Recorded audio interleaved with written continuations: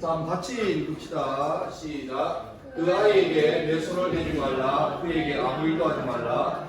내가 내 아들 목자까지도 내게 아끼지 아니하였으니 내가 이제야 내가 하나님을 경외하는 줄을 아노라. 오늘 좀 무거운 얘기 좀 할게요. 지난 월요일날, 화요일날도 쉬었잖아요. 네. 나도 쉬었어. 근데 화요일날 카톡이 안 왔어요. 문좀 닫아줄래? 뭐냐면 나랑 대학교 동기인데 한 살 많은 형님이 있어. 그분도 목사님이시. 근데 그 목사님이 칠곡에 사는데, 저기 경북 칠곡 사는데 아들이 죽었대. 고3이야. 연락이 왔어. 너무 기가 막히잖아. 그래서 알고 보니까 이 친구가 고3인데 그날 쉬는 그 학교도 재량기업이네요. 그 월요일날. 그래서 공부하다가 잠깐 이제 좀 기분 풀려고 그 인근에 그왜 칠곡포 낙동강 그 강가잖아. 자전거 되게 좋은데요. 자전거 타고 밤에 이제 집에 돌아오다가 촬영하고 그냥 뉴스를 봤어요. 봤어? 뉴스 나왔으니까. 근데 더 놀라운 거는 그날 월요일 아침에 나는 형님 되는 목사님 부부가 베트남에 일주일 스케줄로 회의 때문에 가셨거든. 월요일 아침에 가셨고 월요일 밤에 9시 50분대가 사고 난 거야. 그 소식 들었겠지? 근데 원래 비행기 티켓이라는 게 택시처럼 그러잖아, 그냥 와야 되는데 원래 비행기도 없어. 그래서 급하게 화요일 새벽에 인천으로 들어오는 비행기 있어가지고 타고, 인천에 또 아는 사람이 부탁해서 차 타고 왔는데, 나도 화요일날 오후에 갔거든. 내가 가는 내내 고민되는 게, 내가 이 형님 만나서 어떻게 인사할지 모르겠는 거야. 무슨 말을 해야 되겠니? 나도 우리 집에 셋째가 고3이거든. 색대 같은 놈인데, 그것도 이제 병도 이렇게 예상했던 게 아니라 전혀 생각도 못하고, 그게 만났는데 말을 못하겠어. 그냥 나도 애 키우는 아빠니까 그냥 보자마자 눈물이 나고, 그 형님도 날 보자마자 한참 울었어. 그 이제 있는데, 그런 친구들이 온 거야. 덩치 많은 고3 뭐지만 4명이 와가지고 얼마나 크게 우는지 너무너무 힘들었어. 근데 문제는 이제 그분이 목사님이시니까 이제 어제 장례식 했어. 다 했는데 되게 부탁을 했어. 자기가 이제 교회 목사님께 설교를 해야 되는데 주일날 도저히 힘들어서 못하겠다. 내보고 나는 이제 목사지만 주일날 좀 프리하니까 설교를 좀 부탁하는데 어떻게? 그래서 내가 매정하게 싫은데 이럴 수 없잖아. 했지. 근데 문제는 어제 갔다 와서부터 계속 내 마음속에 내가 목사니까 설교는 늘 하는 거잖아. 근데 도대체 뭘 할지 모르겠는 거야. 어떻게 해야 돼, 이걸? 그냥 아무 일 없는 것처럼 평상시처럼 할까? 아니면 그냥 그분에게 위로가 되는 설교를 할까? 하다가 오늘 오전에 내가 할 걸 잡아서 줬어. 근데 이게 이 내용. 아마 교회 다니면 잘 알 거야. 아브라함이라는 사람이 자기 와이프 사이에 애가 없었는데 하나님께서 어려우셔서 무려 100살 되는 말도 안 되는 나이에 애를 낳았어. 그 애가 이삭이야. 이삭이라는 이름의 아들의 뜻이 뭔지 아나? 웃음이야, 웃음. 너무 기쁜 거지. 근데 애가 잘 자라서 너희 나이쯤 됐어. 근데 어느 날 하나님께서 아브라함에게 한 가지 명령을 주셔.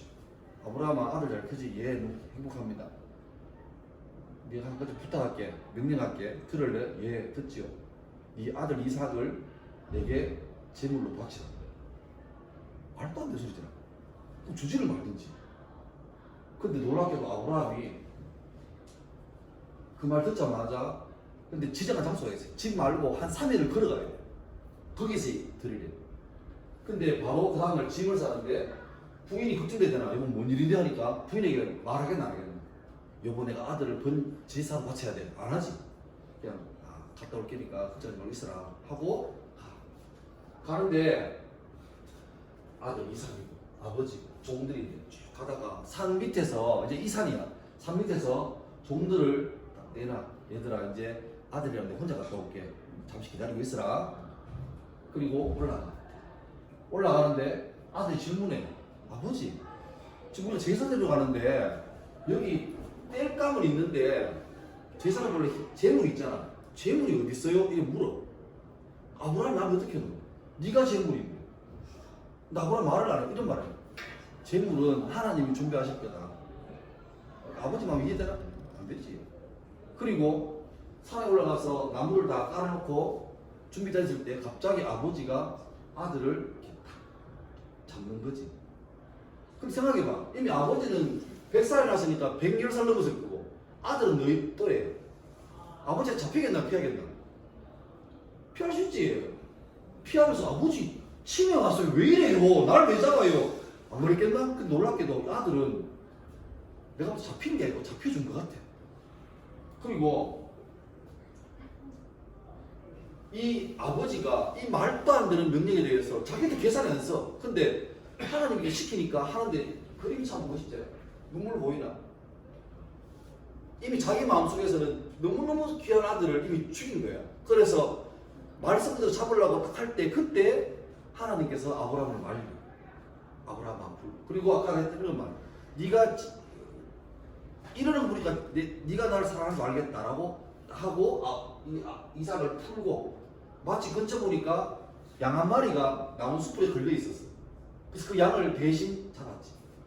그게 아브라함이라는 사람이 아들 이삭을 번제로 바칠 뻔한 사건이야. 여기가 이 산 이름이 모리아 산인데 다시 이제 회복되는 거지. 그러니까 이삭은 죽을 뻔했지만 안 죽었어. 그리고 말 그대로 돌아왔지. 유명한 사건이야. 근데 놀라운 사실은 이 사건이 있고 한 수천 년이 지난 다음에 이 모리아산 산꼭대기쯤에 누군가가 죽었거든. 누구겠나? 예수님입니다. 예수님입니다. 우리 흔히 알기로 예수님이 하나님의 아들인 거잖아요. 그러니까 아브라함은 자기 생명같이 귀한 아들을 물론 마음으로 벌써 죽이겠지만 실제로 안 죽였지, 그죠? 죽이려고 했지만 안 죽였잖아. 근데 실제로 하나님께서는 자기 아들 예수를 아브라함도 이삭한테 죄가 지은 게 아니잖아. 근데 하나님은 자기 아들 예수 그리스도를 우리의 죄를 위해서, 우리가 구원받기 위해서 자기 아들 생명을 대신 바친 거예요. 2014년도에 너희가 다 알고 있는 유명한 사건이 있잖아요. 그죠? 뭐고? 세월호 사건. 세월호 터졌을 때 나는 가장 가슴 아픈 게 한 그림이었더래. 보여줄게. 이 그림이다. 하나님은 제 마음 아실 거예요. 하나님은 제 아들을 잃어보셨으니까. 그러니까 세월호 사건 때 자기 생때 같은 자식 잃었던 부모님이 하나님은 얼마나 힘들었을까. 자기 애도 억울하게 무고하게 죽었는데. 그러니까 내가 볼 때는 아브라함은 아들을 잃을 뻔했지만 안 잃었잖아. 근데 그게 알고 그림이었어. 네가 사랑하는 아들을 이렇게 잃어버릴 뻔한까지도 얼마나 가슴 아픈데 나는 아무 죄 없는 내 아들을 인류의 죄를 위해서 대신 내 아들을 생명을 받으신 거죠. 그리고 그때부터 우리한테 누구든지 예수를 믿으면 멸망하지 않고 구원 얻는 길이 열린 거예요. 그게 기독교고 그게 복음이지.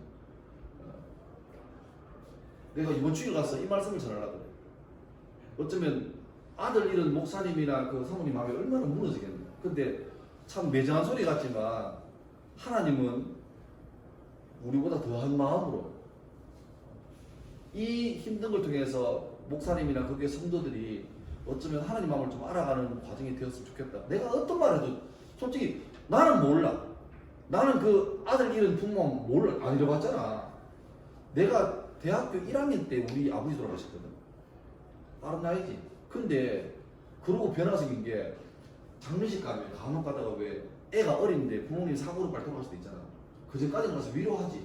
얼마나 힘드냐. 근데 솔직히 말하면 거짓말이었어. 왜? 나는 이런 거 몰라. 왜? 우리 아버지 살아계시거든. 근데 우리 아버지 읽어보니까 얼마나 힘든지가 내가 알겠어. 공감이 되더라. 공감이 되더라. 그리고 2년 전에 나는 어머니 많이 돌아가셨어. 이제 나는 나이가 50이지만 내 마음속에 고아 같아. 아무도 없는 것 같아. 그래 보니까 이제 누가 장례식 가면 결혼식은 잘 안 갈 수 있잖아. 근데 장례식은 내가 꼭 챙겨. 그치 가라는. 왜냐니까 알거든. 근데 아직 나는 내 자녀를 잃어본 적은 없어. 그래도 아직 나도 부족하지만 이걸로 통해서 좀 따라가자. 왜 그거 아나? 물리학인가? 공명 가는 거 아나? 공명. 뭐 주파수가 맞으면 바람이 살랑살랑 부는데 다리가 막 깨지잖아. 그죠? 그게 뭐냐니까 이 다리가 내는 고유한 주파수하고 이 바람 주파수가 맞으면 이게 서로 중폭되는 거예요.